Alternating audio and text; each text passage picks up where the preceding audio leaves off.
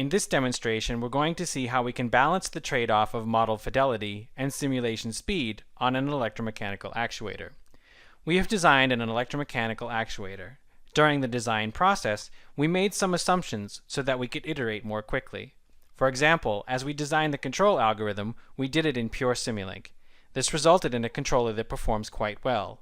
However, we know that when we implement the controller, it will be done using an analog circuit. We need to know how this implementation will affect the performance of our controller.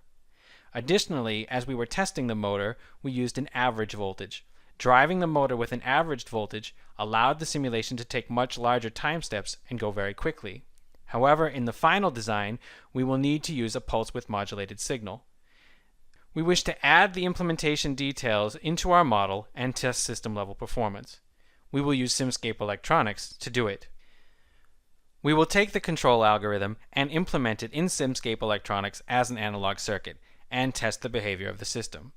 We will also switch the simulation mode to pulse width modulated mode and see how it affects both the current and the torque provided by the motor. I'll now switch over to the model so you can see how this is done. Here is our model of an electromechanical actuator modeled in Simscape Electronics. A DC motor extends and contracts a lead screw in order to position an aileron to a desired angle. Our speed and current controller have been designed using Simulink. Using Simulink, we were able to use powerful control design tools to select the architecture, determine the gains, and determine stability. However, in the final design, an analog circuit will be used to implement the controllers. I'm going to enable that variant of our model so that you can see the electrical circuit. These components are pulled from Simscape Electronics.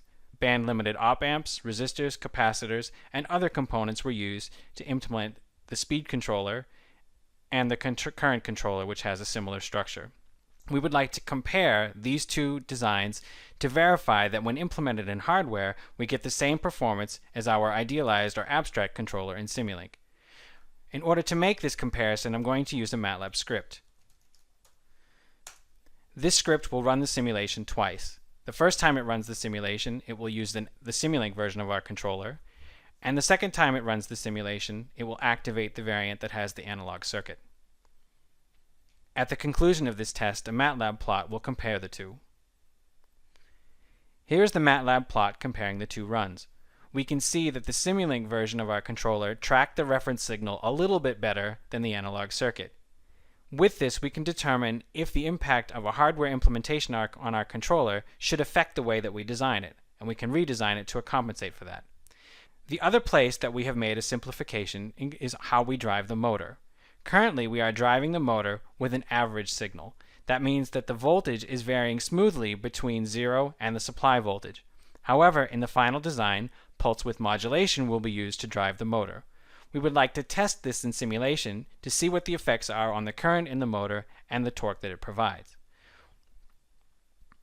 We can configure this simulation to use pulse width modulated mode and then rerun the simulation to see its effects. This scope will show the duty cycle as well as the voltage applied to the motor. So here you can see we are simulating each of the pulse width modulated pulses to the motor. Because of all these events, the simulation has to take far smaller steps and the simulation will take far longer to complete. However, the results will include a lot more information and detail about how the simulation is functioning. I'm going to stop the simulation and plot for you results from this longer test so you can see what it looks like. We're going to add it to the plot that we had before, and here you can see that the current through the motor in the averaged case is very close to that from the pulse width modulated test. However, we can see the variation in the pulse width modulation test, and then we can determine if these current levels and torque levels are acceptable for our design. We could take the level of fidelity to another level by implementing the H-bridge circuit completely with electronic components. I will switch to that variant now, and when we go into our electromechanical actuator, we can see that instead of using the abstract model of the H-bridge, our circuit has been implemented using electronic components. We have opto-isolators, and each leg of the H-bridge has been implemented using MOSFETs and diodes.